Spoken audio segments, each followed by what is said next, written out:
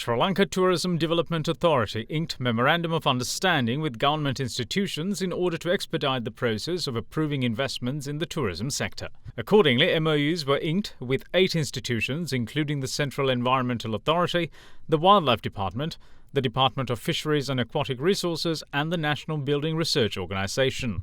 We have started the investment relation unit, which was called at the time as one-stop unit, about 11 years ago. From that time, we have received over 1,006 development projects for approval. That was worth about 7.5 billion US dollars.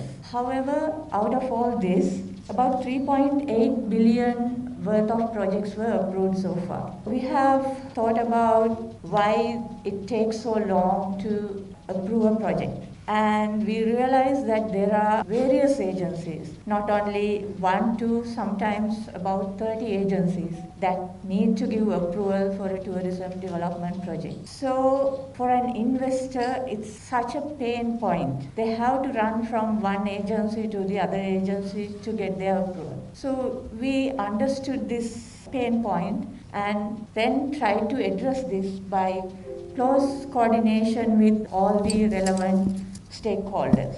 There are so many important stakeholders in this. Most importantly is the environment. What we want is here to safeguard the environment, because environment, the natural capital, is our largest, most important capital. Therefore, we want to safeguard our heritage and develop tourism investment. Especially FDI and other investment is very important in this context. That is why we want to make the journey of an investor as smooth and painless as possible. We are already working on the investment case management system and online platform where we can do this even smoothly as well as more transparently. So we are planning to have it ready by March this year. Tourism is one of the main area the investors are interested. But the problem is we have to pass so many hurdles. But there are a lot of investors, they are willing to invest in Sri Lanka. But the problem is our red tapes. We can't demolish everything, but anyway, we want to have some kind of facility.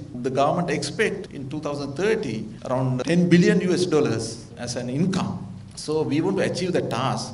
We want to get more support from the wildlife and forest department. Wildlife, they are annual income, most of them from foreign tourists. But forest department, they don't have such a program, but they have a lot of resources.